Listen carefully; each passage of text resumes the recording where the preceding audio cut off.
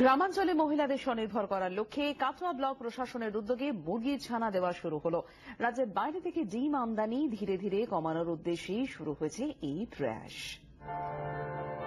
সরকারি স্তরে প্রত্যন্ত এলাকায় উন্নয়নের পরশ, পিছিয়ে পড়া এলাকার গ্রামীণ অর্থনীতিকে চাঙ্গা করতে একের পর এক প্রয়াস। তেমনই এক প্রকল্প মুরগি পালন। গ্রামের মহিলাদের স্বনির্ভরতা প্রদানের লক্ষ্যে দেওয়া হচ্ছে মুরগির ছানা, দেওয়া হচ্ছে প্রয়োজনীয় ওষুধও। মুরগি প্রতিপালন করে নিজের পায়ে দাঁড়াচ্ছেন গ্রামের মহিলারা। সফলভাবে মুরগি প্রতিপালনে উদাহরণ গড়েছে কাটোয়া 1 নম্বর ব্লক প্রশাসন। গ্রামীণ অর্থনীতি এক ধাক্কায় অনেকটাই চাঙ্গা হচ্ছে উদ্যোগে।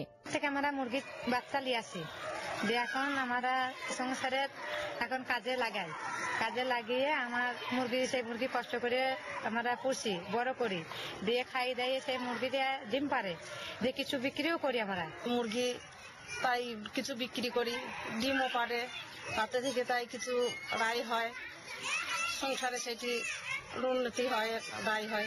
ডিম পাচ্ছে, মুরগি বিক্রি করছি, সেগুলো রায় হচ্ছে সংসারে। আর স্যার ভালোই হচ্ছে। কি হচ্ছে? এই মুরগি মানুষ করছি, সরকার থেকে যেটা দিচ্ছে সেটা আমাদের সংসারে সবই উন্নতি হচ্ছে। ওষুধ পালা যা দিচ্ছে সেইটা খাওয়াইছি, আল্লাহ দিয়েছে, বড় হয়েছে, ডিম পাইছে, সেই ডিমটা বেঁচে দিচ্ছি, সংসারে খেতেও, আর তাতে থেকে আমাদের উন্নতিও হচ্ছে। রাজ্যের ডিমের চাহিদা প্রচুর, যোগানের অপ্রতুলতায় ভিন রাজ্য থেকে ডিম আমদানি করতে হয়। একদিকে মহিলাদের স্বনির্ভরতা, আর অন্যদিকে রাজ্যের ডিমের যোগানকে পর্যাপ্ত করার লক্ষ্যে এই উদ্যোগ কাজে দিচ্ছে। ব্যুরো রিপোর্ট, জি 24 ঘন্টা।